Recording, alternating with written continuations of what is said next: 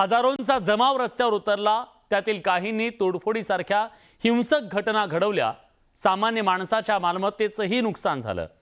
परिस्थितीवर नियंत्रण मिळवण्यासाठी पोलिसांना बळाचा वापर करावा लागला। यावेळी पोलिसांनी कोम्बिंग ऑपरेशन राबवल्याचा आरोप झाला।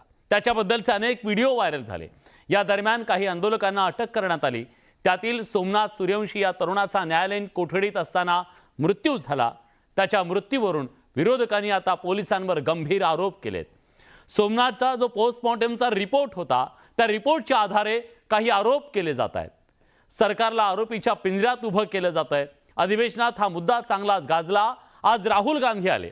त्यांनी परभणीतल्या त्या कुटुंबाची भेट घेऊन सांत्वन केलं, पण त्यांनी काही गंभीर आरोप सुद्धा केले। सोमनाथ दलित होता, त्यामुळे त्याची हत्या करण्यात आली। ही हत्या संघ विचारधारेने केल्याचा खळबळजनक आरोप राहुल गांधींनी केला।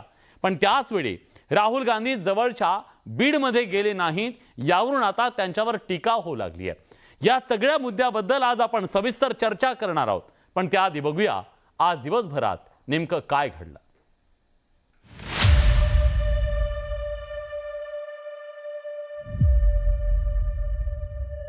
इस युवा को इसलिए मारा गया है क्योंकि वो दलित है और वो कॉन्स्टिट्यूशन की रक्षा कर रहा था। सुनिए, आप सवाल पूछ रहे हैं, मुझे बोलने दीजिए। ये कोई राजनीति नहीं हो रही है, ये मर्डर हुआ है और ये न्याय का मामला है। एकदम यहाँ पे जिनको न्याय मिलना चाहिए, ये 100%, 99% नहीं, ये 100% कस्टोडियल डेथ है। परभणीतील सोमनाथ सूर्यवंशीच्या मृत्यू प्रकरणावरून काँग्रेसचे नेते राहुल गांधींनी राज्य सरकारला आरोपीच्या पिंजऱ्यात उभं केलंय। सोमवारी राहुल गांधींनी परभणीत सूर्यवंशीच्या कुटुंबियांची भेट घेऊन त्यांचं सांत्वन केलं। यावेळी राहुल गांधींनी राज्य सरकारवर गंभीर आरोप केलाय। इस युवा को इसलिए मारा गया है क्योंकि वो दलित है और वो कॉन्स्टिट्यूशन की रक्षा कर रहा था। आरएसएस की विचारधारा कॉन्स्टिट्यूशन को खत्म करने की विचारधारा है। हम चाहते हैं कि एकदम ये मैटर रिजॉल्व किया जाए और जिन लोगों ने ये किया है उनको सजा मिले। काही दिवसांपूर्वी परभणीतला डॉक्टर बाबासाहेब आंबेडकर यांच्या पुतळ्यासमोरच्या संविधान शिल्पाच्या विटंबनेनंतर बंदची हाक दिली। या बंदला हिंसक वळण लागलं। त्यानंतर पोलिसांनी शहरात मोठ्या प्रमाणात धरपकड केली। यात सोमनाथ सूर्यवंशींना सुद्धा अटक करण्यात आली।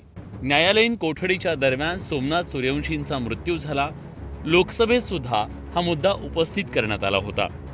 या पार्श्वभूमीवर राहुल गांधींनी परभणीचा दौरा करत राज्य सरकारला घेरण्याचा प्रयत्न केला। तसंच सूर्यवंशी कुटुंबियांनी सुद्धा राज्य सरकारवर आरोप केलेत। मी सांगितलं सरांना आमची न्याय लवकरात लवकर व्हावा। जे जे आहेत ना मारलेले त्यांना शिक्षा द्या, कठोर शिक्षा द्यावा, फाशीचं सजा त्यांना द्यावा, हे बोललं। हे आमचा लवकर न्याय करा। ते काय म्हटलं तुम्हाला? होईल म्हणले, कायदेशीर काय आहे ते होईल म्हणले, कायदा। एकीकडे राहुल गांधींनी या प्रकरणी राज्य सरकारची कोंडी करण्याचा प्रयत्न केलाय, तर दुसरीकडे मुख्यमंत्र्यांनी राहुल गांधींचे आरोप फेटाळून लावलेत। राहुल गांधी या ठिकाणी केवळ राजकीय हेतून आले होते। ही केवळ राजकीय भेट होती। लोकांमध्ये जाती जातींमध्ये विद्वेष तयार करायचा एवढं एकमेव ध्येय त्यांचं आहे। तेच काम गेले अनेक वर्ष आता ते सातत्याने करतायत। त्यामुळे मला असं वाटतं की त्यांनी हे जे काही विद्वेषाचं त्यांचं काम आहे हे त्या ठिकाणी जाऊन पूर्ण केलेलं आहे। दरम्यान राहुल गांधींनी विजय वाकोडेंच्या कुटुंबियांची सुद्धा भेट घेतली। वाकोडेंनी सूर्यवंशी मृत्यू प्रकरणाच्या चौकशीसाठी आंदोलन केलं होतं, पण राहुल गांधींच्या परभणी दौऱ्यावरून राजकारण तापलंय।